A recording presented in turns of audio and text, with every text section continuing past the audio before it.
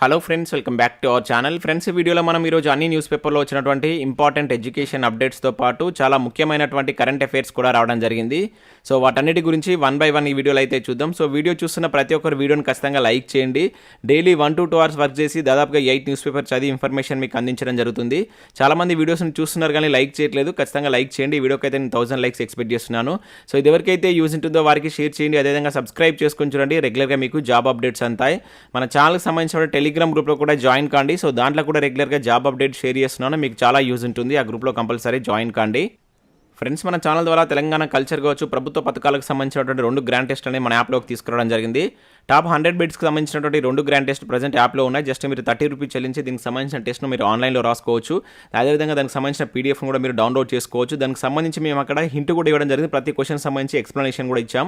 ఒకసారి అయితే డౌన్లోడ్ చేసుకొని చూసేటువంటి ప్రయత్నం చేయండి. ఇంకా దాంతోపాటుగా మన యాప్లో గ్రూప్ 4 కావచ్చు, గ్రూప్ 2 ఆర్థమెటిక్ సంబంధించిన వీడియో కోర్సెస్ ఉన్నాయి. ఇంకా కరెంట్ అఫైర్స్ పీడిఎఫ్ కూడా 20 రూపీస్ చెల్లించి మీరు పీడిఎఫ్ని అయితే పొందవచ్చు. సో ప్రజెంట్ మనకు మార్చి నెలకు సంబంధించిన పీడిఎఫ్ కూడా అప్లోడ్ చేసాం. ఒకసారి అయితే చూడండి ఇంట్రెస్టెడ్ క్యాండిడేట్స్. ఇంకా టెస్ట్ సిరీస్ కూడా ఇండియన్ పాలిటిక్స్ సంబంధించి కావచ్చు, అదేవిధంగా తెలంగాణ చరిత్ర, తెలంగాణ ఉద్యమ చరిత్ర, జనరల్ సైన్స్కి సంబంధించిన టెస్ట్ సిరీస్ ఉన్నాయి. యాప్ను డౌన్లోడ్ చేసుకుని అక్కడ శాంపిల్ టెస్ట్లు ఉంటాయి. రాసిన తర్వాత నచ్చితే కోర్స్ అయితే తీసుకోండి.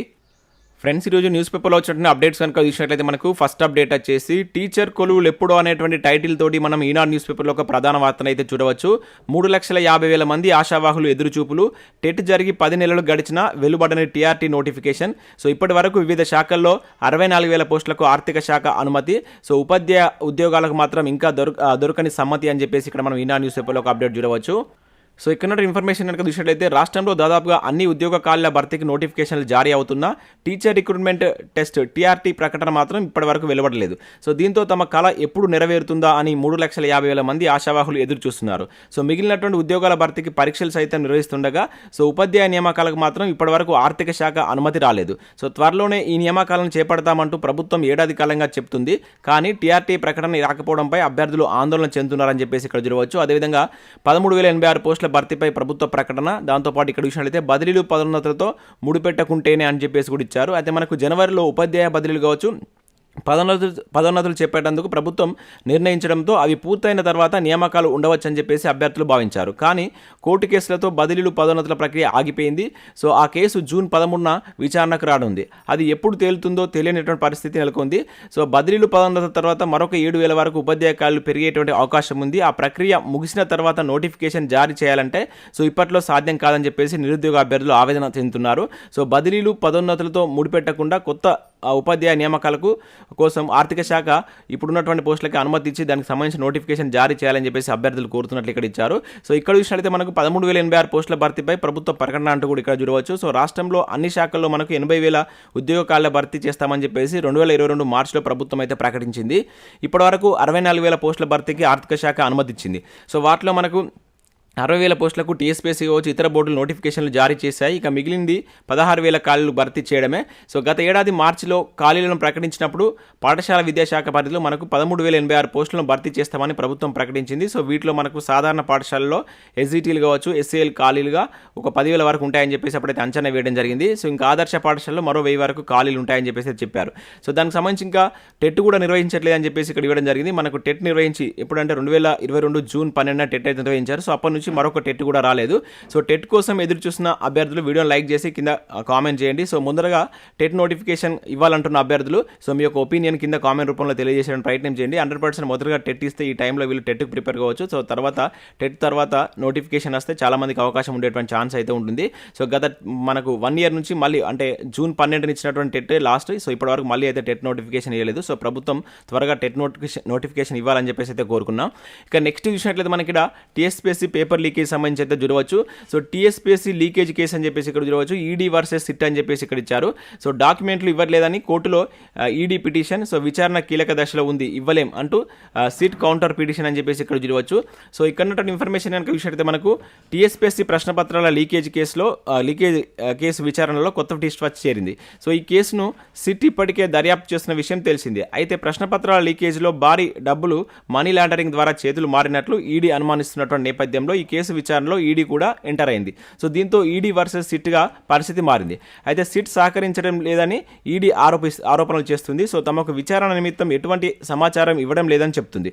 సో ఈ క్రమంలోనే ఈ 2 దర్యాప్తు సంస్థల పంచాయతీ కోర్టుకు చేరినట్లు తెలుస్తుంది. సో ఇక్కడ విషయంలో టీఎస్పీఎస్సీ పేపర్ లీకేజ్ కేసులో రంగంలోకి దిగినటువంటి ఈడీ సిట్ వివరాలు ఇవ్వాల్సిందిగా మార్చి 23వ తేదీన లేఖ రాసింది. సో ముందు నుంచి సిట్ కేసును దర్యాప్తు చేస్తుండడంతో సో పేపర్ లీకేజ్ సంబంధించినటువంటి 8 డాక్యుమెంట్లు ఇవ్వాలని చెప్పేసి ఆ లేఖలో పేర్కొంది. అయితే ఇప్పటి వరకు కూడా ఈడీ లేఖకు సిట్ అధికారులు కొందరు స్పందించకపోవడంతో సో ఇక చేసేది ఏం లేదని చెప్పేసి వాళ్ళు నాంపల్లిలో ఉన్నటువంటి కోర్టును ఆశ్రయించినట్లు ఇక్కడ ఇచ్చారు. అయితే ఇక్కడ టీఎస్పీఎస్సీ పేపర్ లీకేజ్ కేసులో అడిగిన సమాచారాన్ని తమకు ఇవ్వలేదంటూ ఈడీ ఏకంగా పిటిషన్ దాఖలు వేసింది. అయితే ఈ కేసులో మనీ లాండరింగ్ కోణంలో దర్యాప్తు చేయాలని చెప్పేసి ఈడీ ముందు నుంచి భావిస్తుంది. ఈ నేపథ్యంలో సిట్ ఇచ్చేటువంటి సమాచారం ఈ కేసు దర్యాప్తుకు ఉపయోగపడుతుందని చెప్పేసి అంటుంది.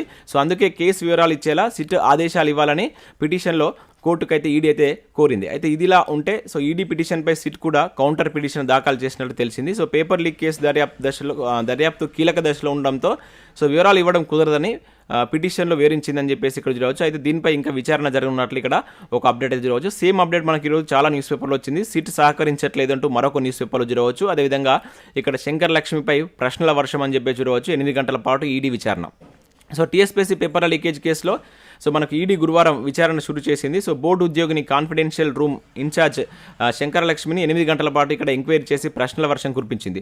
సో ప్రధానంగా కంప్యూటర్లకు సంబంధించినటువంటి పాస్వర్డ్ కావచ్చు, ఐపీ అడ్రస్లు ఎలా లీక్ అయ్యాయనే దానిపైన ఈడీ ప్రశ్నలు అడిగినట్లే ఇక్కడైతే మనకి ఇవ్వడం జరిగింది. సేమ్ అప్డేట్ మనకు మరొక న్యూస్ పేపర్లో కూడా ఇచ్చారు. టీఎస్పీఎస్సీలో ఏం జరిగింది, సో సత్యనారాయణ శంకరలక్ష్మిని 10 గంటల పాటు ప్రశ్నించినటువంటి ఈడీ సో ప్రవీణ్ రాజశేఖర్ విచారణకు అనుమతికై కోర్టులో పిటిషన్ అని చెప్పేసి సేమ్ అప్డేట్ మనకి ఇక్కడ ఆంధ్రజ్యోతి న్యూస్ పేపర్లో కూడా పేపర్ లీకేజ్ సంబంధించినటువంటి అప్డేట్ అయితే చూడవచ్చు. ఇక నెక్స్ట్ విషయం అయితే మనకి ఇక్కడ సిఆర్పీఎఫ్ పరీక్షపై సోషల్ వారంట్ ఒక అప్డేట్ ఇక్కడ చూడవచ్చు. సో మనకు సిఆర్పీఎఫ్ పరీక్షపై సోషల్ వార్ నడుస్తుంది. సో దక్షిణాదిపై ఆది నుంచే వివక్షత చూపుతున్నటువంటి కేంద్రం సో ఉత్తరాదికి ఉద్యోగాలన్నీ కట్టబెట్టేటువంటి కుట్ర చేస్తుందని యువత ఆరోపిస్తుంది. సో సెంట్రల్ రిజర్వ్ ఫోర్స్ కింద మనకు రీసెంట్గా 9212 ఉద్యోగాల భర్తీకి కేంద్రం నోటిఫికేషన్ అయితే ఇచ్చింది. అయితే ఇక్కడ 100 మార్కులకు పరీక్ష ఉండగా ఇందులో 25 మార్కులు హిందీ భాషా పరిజ్ఞానానికి అయితే కేటాయించారు. సో ఉత్తరాదిన ఉన్నటువంటి రాష్ట్రాల్లో వారికి హిందీ అది వాళ్ళ యొక్క మదర్ టంగ్ కనుక వాళ్ళకి ఈజీ అవుతుంది అది. అయితే ఇక్కడ దక్షిణాది రాష్ట్రాల్లో ఉండే వాళ్ళకి ఈ మార్కులు కోల్పోయేటువంటి ప్రమాదం అయితే ఉంది. సో హిందీకి ప్రత్యేకంగా 25 మార్కులు కేటాయించడం దారుణం. సో ఇతర ప్రాంతీయ భాషలకు అక్కడ ఉన్నటువంటి సంస్కృతులను అవమానించడమే అని చెప్పేసి ఇక్కడ సోషల్ మీడియాలో ఒక వార్ అయితే జరుగుతున్నట్టు ఇక్కడ ఇచ్చారు. అయితే భారతదేశంలో వివిధ భాషల సమూహం అని మర్చిపోతే ఎలా అంటూ నాయని అనురాగ్ రెడ్డి అనేటువంటి యువకుడు ట్వీట్ చేశాడు. సో హిందీ రాష్ట్రాలే దేశాభివృద్ధిలో భాగస్వామ్యం వహిస్తున్నాయా, బీజేపీకి దక్షిణాది ప్రజలంటే ఎందుకింత వివక్ష అంటూ ఇక్కడ ట్విట్టర్ వేదికగా ప్రశ్నల వర్షం కురిపించినట్టు చూడవచ్చు. సో ఇదే అప్డేట్. సో నెక్స్ట్ ఇక్కడ మనం మరో న్యూస్ పేపర్లో కూడా ఈ అప్డేట్ అయితే చూడవచ్చు. హిందీ వస్తేనే కొలువు అంటూ ఇక్కడ ఇవ్వడం జరిగింది. సో ప్రాంతీయ భాషల్లో నియామక పరీక్షల నిర్వహణకు సిఆర్పీఎఫ్ నిరాకరణ అని చెప్పేసి సేమ్ అప్డేట్ మరొక న్యూస్ పేపర్లో కూడా ఇచ్చారు. ఇక నెక్స్ట్ కనుక చూసినట్లయితే మనకు 71,000 మందికి ఒకేసారి కొలువులు అంటూ ఇక్కడ ఒక అప్డేట్ రావడం జరిగింది. సో నియామక పత్రాలు అందజేత సో భారీ రోజ్గార్ మేళాను వర్చువల్గా ప్రారంభించినటువంటి ప్రధాని మోడీ అని చెప్పేసి ఇక్కడ ఒక అప్డేట్ చూడవచ్చు. సో ప్రధాని మోడీ రాష్ట్రీయ రోజ్గార్ మేళాలో భాగంగా సో గురువారం 71,000 మంది అభ్యర్థులకు ఉద్యోగ నియామక పత్రాలను అందించారు. సో యువతకు ఉద్యోగాల కల్పన కోసం రాష్ట్రీయ రోజ్గార్ మేళా అంకిత భావంతో పనిచేస్తుందని చెప్పేసి మోడీ చెప్పడం జరిగింది. సో వీడియో కాన్ఫరెన్సింగ్ ద్వారా సో ఈ కార్యక్రమాన్ని అయితే నిర్వహించారు. 2024 లోక్సభ ఎన్నికల వరకల్లా సో 10 లక్షల ఉద్యోగాలను కల్పిస్తామన్న హామీతో ఈ కార్యక్రమాన్ని చేపట్టిన విషయం తెలిసిందే అని చెప్పేసి ఇక్కడ ఒక అప్డేట్ మనం సో ఇక్కడ ఈ రోజ్గార్ మేళాకు సంబంధించిన అప్డేట్ అయితే చూడవచ్చు.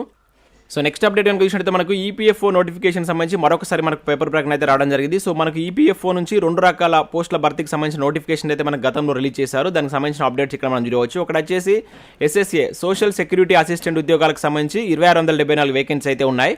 సో వీటికి మీరు డిగ్రీ అర్హతతో అయితే అప్లై చేసుకోవచ్చు. దాంతోపాటుగా మీకు టైపింగ్ స్పీడ్ అనేది ఉండాలి.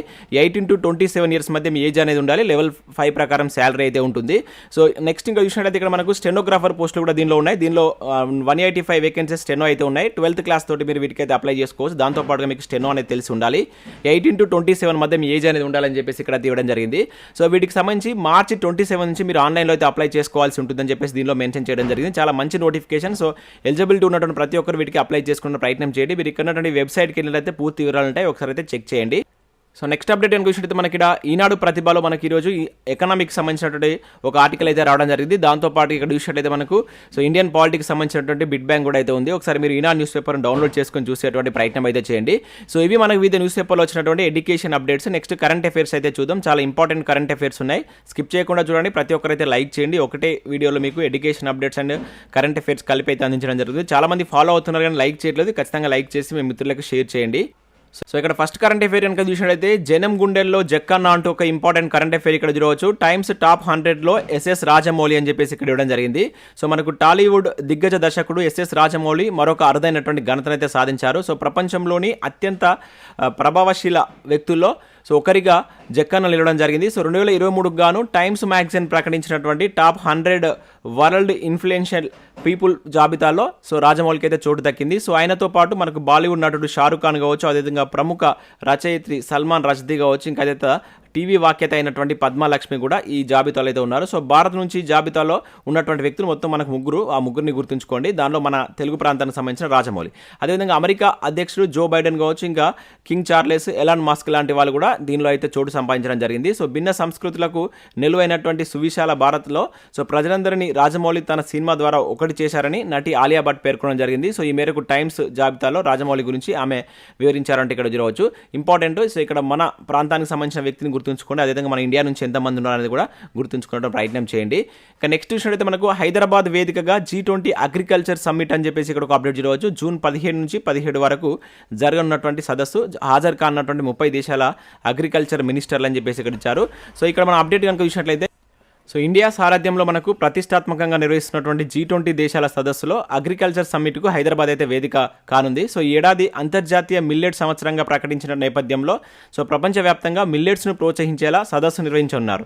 సో నేషనల్ ఇంటర్నేషనల్ ఎక్స్పర్ట్స్తో పాటు సో రాష్ట్ర అధికారులు కూడా దీనిలో పాల్గొనేటువంటి ఛాన్స్ అయితే ఉందని చెప్పేసి ఇక్కడ ఇచ్చారు. సో ఇది మనకు 3 days పాటు హైదరాబాద్ వేదిక అయితే జరగబోతుంది. జూన్ 15 నుంచి 17 వరకు. చాలా ఇంపార్టెంట్. మన రాష్ట్రంలో జరుగుతుంది కనుక ఆ వేదికను గుర్తుంచుకొని దాదాపుగా 30 దేశాల నుంచి ఆ దేశ ప్రతినిధులు దీనికి హాజరయ్యేటువంటి ఛాన్స్ ఉందంట. ఇక నెక్స్ట్ చూసినట్లయితే సాగర తీరాన విశ్వ మానవుడు అంటే ఇక్కడ చూడవచ్చు. దేశంలోనే అతిపెద్ద అంబేద్కర్ విగ్రహం సో 125 అడుగుల ఎత్తున నిర్మాణం. సో బేస్తో కలిపి 175 అడుగులు నేడు ప్రారంభించనున్నటువంటి ముఖ్యమంత్రి కేసీఆర్ అని చెప్పేసి ఇక్కడ చూడవచ్చు. సో నిన్న కూడా దీనికి సంబంధించి చూసాం. రేపటి న్యూస్ పేపర్లో కూడా మనకి ఇంకా పూర్తి డీటెయిల్స్ వస్తుంది.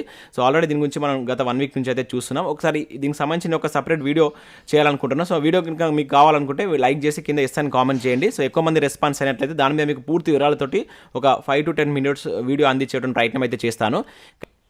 సో నెక్స్ట్ అప్డేట్ కనుక చూసినట్లయితే ఇక్కడ మనకు రంగోలీ బిహు ఉత్సవాల్లో భాగంగా గురువారం అస్సాంలోని గువాహటిలో నృత్యం చేస్తున్నటువంటి బిహు నృత్యకారులు అని చెప్పేసి ఇక్కడ ఒక అప్డేట్ మనం చూడవచ్చు. చాలా ఇంపార్టెంట్ ఇది. సో 13,304 మంది నృత్యకారులు ఎట్ ఏ టైం డ్రమ్మర్లతో ఏర్పాటు చేసినటువంటి ఈ నృత్య ప్రదర్శనలో పాల్గొని గిన్నిస్ పుస్తకంలో అయితే చోటు సంపాదించడం జరిగింది. సో ఇక్కడ క్వశ్చన్ ఎట్లా అడగవచ్చు అంటే బిహు అనేటువంటి నృత్యం ఏ రాష్ట్రానికి సంబంధించి అని చెప్పేసి అంటాడు. ఇది వార్తల్లో ఉంది కనుక సో అస్సాం అని చెప్పేసి గుర్తుంచుకోండి. మనకు నృత్యాలకు సంబంధించి నేరుగా చాలాసార్లు బిట్స్ అడగడం జరిగింది. ఇది వార్తల్లో ఉంది కనుక చాలా ఇంపార్టెంట్. గుర్తుంచుకోండి, ప్రయత్నం చేయండి.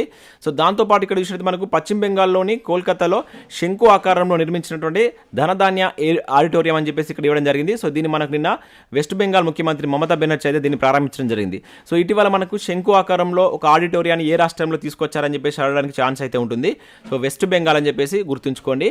ఇక నెక్స్ట్ చూసినట్టు మనకి ఇక్కడ HMDA పచ్చదనానికి అవార్డులు అని చెప్పేసి ఒక అప్డేట్ రావడం జరిగింది. సో మనకు గార్డెన్ ఫెస్టివల్లో 25 బహుమతులు. సో ఇక్కడ చూసినట్లయితే పచ్చదనం పెంచేందుకు హైదరాబాద్ మెట్రోపాలిటన్ డెవలప్మెంట్ అథారిటీ చేస్తున్నటువంటి కృషికి ఫలితం దక్కింది. సో రాష్ట్ర ఉద్యానవన శాఖ 7వ గార్డెన్ ఫెస్టివల్లో సో మనకు దీనికి సంబంధించి ఒక 25 అవార్డులకు వీటిని అయితే ఎంపిక చేసినట్లు ఒక అప్డేట్ అయితే రావడం జరిగింది. దీనిలో మనకు ప్రథమ బహుమతులు 13 ఉన్నాయి, 12 వచ్చేసి ద్వితీయ బహుమతులు ఉన్నాయి. సో ఇవి వచ్చేసి మనకి ఏంటంటే గార్డెన్ ఫెస్టివల్ అనమాట. దీనిలో భాగంగా సో మనకు HMDAకు 25 అవార్డ్స్ అయితే రావడం జరిగింది. అవి ఆ సంఖ్యను గుర్తుంచుకునే ప్రయత్నం చేయండి. సో నెక్స్ట్ అప్డేట్ చూసినట్టు ఇక్కడ మనకు సామాజిక తనిఖీల్లో కేరళ నెంబర్ 1 అంటూ ఒక ఇంపార్టెంట్ కరెంట్ అఫేర్ ఇక్కడ మనం చూడవచ్చు. గ్రామీణ ఉపాధి పనుల్లో రికార్డు. సో పెరుగుతున్నటువంటి పని దినాలు. సో ప్రజల భాగస్వామ్యంతో ముందుకు. సో మరిన్ని పథకాల్లోనూ తనిఖీలు. ఆన్లైన్లో 900 ప్రభుత్వ పథకాలు అని చెప్పేసి ఇక్కడ చూడవచ్చు. ఇక్కడ చూసినట్లయితే మనకు మహాత్మా గాంధీ జాతీయ ఉపాధి హామీ చట్టం కింద చేపట్టినటువంటి పనులకు సంబంధించి పూర్తి స్థాయిలో సామాజిక తనిఖీలు నిర్వహించినటువంటి మొదటి రాష్ట్రంగా కేరళ రికార్డు సాధించింది. సో రాష్ట్రంలో అన్ని స్థానిక సంస్థల్లో గ్రామసభ సమావేశాలు నిర్వహించడం ద్వారా ఇది సాధ్యపడిందని చెప్పడం జరిగింది. సో 2022 నుంచి 23 అంటే అక్టోబర్ టు మార్చ్ మధ్యలో కనుక చూసుకుంటే 941 స్థానిక సంస్థల్లో 15,922 సామాజిక తనిఖీలు నిర్వహించి సో దీనికి సంబంధించి సో దేశంలోనే మొట్టమొదటి స్టేట్గా అయితే కేరళ అయితే నిలవడం జరిగింది. సో ఇక్కడ స్టేట్ నేమ్ గుర్తుంచుకోండి, డైరెక్ట్గా మనకు నేరుగా క్వశ్చన్ అడగడానికి అయితే ఛాన్స్ ఉంటుంది. అదేవిధంగా మనకు గ్రామీణ ఉపాధి హామీ పథకాన్ని ఏ సంవత్సరంలో తీసుకొచ్చారనేది కింద కామెంట్ చేసేటువంటి ప్రయత్నం చేయండి. ఇటీవల ఆ పథకానికి సంబంధించి మనకు ఎక్కువ వార్తలు ఉంటుంది కనుక డైరెక్ట్గా అడగడానికి అయితే ఛాన్స్ ఉంటుంది. సో ఇవి మనకు వివిధ న్యూస్ పేపర్లో వచ్చినట్టు education updates and current affairs. So video నచ్చినట్లయితే లైక్ చేసి మీ మిత్రులకు షేర్ చేయండి.